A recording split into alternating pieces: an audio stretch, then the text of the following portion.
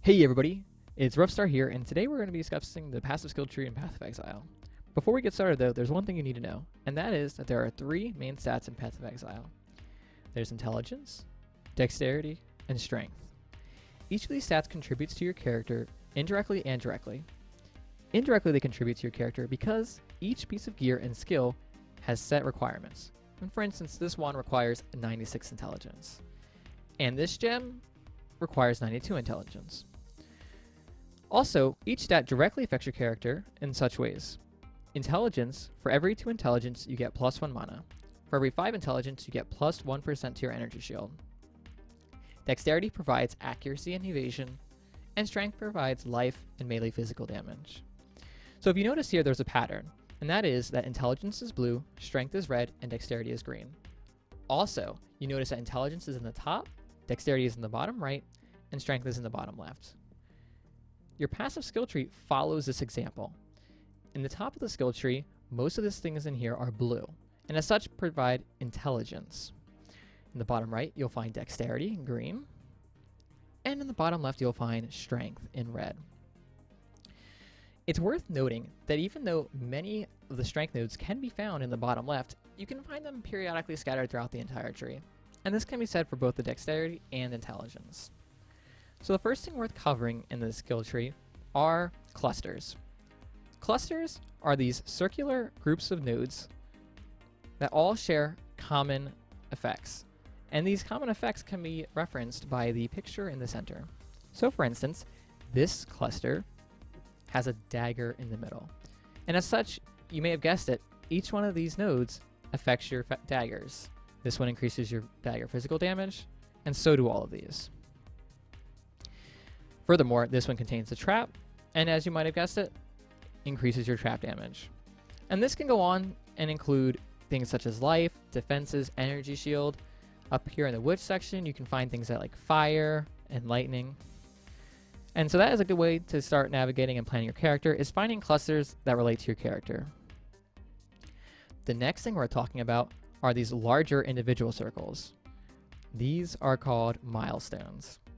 Milestones are unlike clusters because they don't provide a slight benefit to your character, they actually change the way your character plays entirely. A good example of this would be in the top right, you can find Chaos Inoculation. This milestone increases your maximum life to 1 and makes you immune to chaos damage. And chaos damage is something that pierces your energy shield.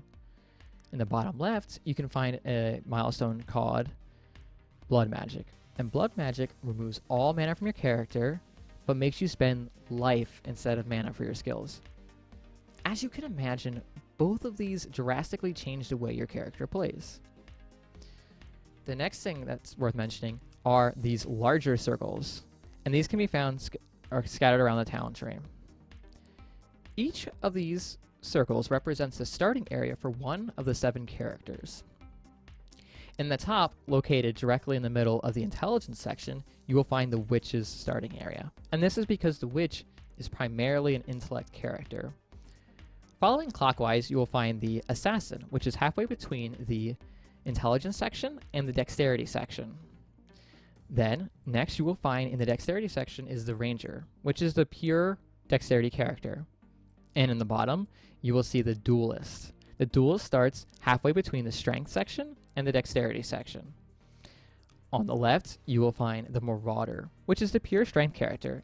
And over here, you will find mainly health nodes. In the top left, you will find the Templar, and this is the combination of the strength and the intelligence. The last character is directly in the center, and that is for the Scion.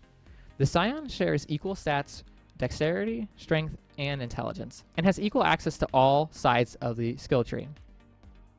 It's worth noting that you get over 100 skill points in Path of Exile, and it's pretty easy to navigate from one side of the tree to the other. So, for instance, an assassin character is not locked to playing on the right side of the tree, and whereas a marauder doesn't necessarily have to stay over here by the life. It is worth noting that as you are building your character, there are certain sections within each area that contain little booster nodes. For instance, here is a good example. Over here in the dexterity section, you can find one that provides 30 strength and 30 intelligence. These are good to keep in mind because if you're ever building your character and can't meet a stat requirement, this is a great place to go looking. Another thing that's a part of the skill tree are the new things added in the latest patch called Ascendency skill points. However, they are unique to each character and are not shared throughout each character like the talent tree is. So I won't cover them here, and they should be covered in their own video. Alright, with this quick intro to the skill tree, I hope you'll have an easier time planning out your characters because now you know where certain skills will be located. And remember, just because you had a rough start doesn't mean you should give up.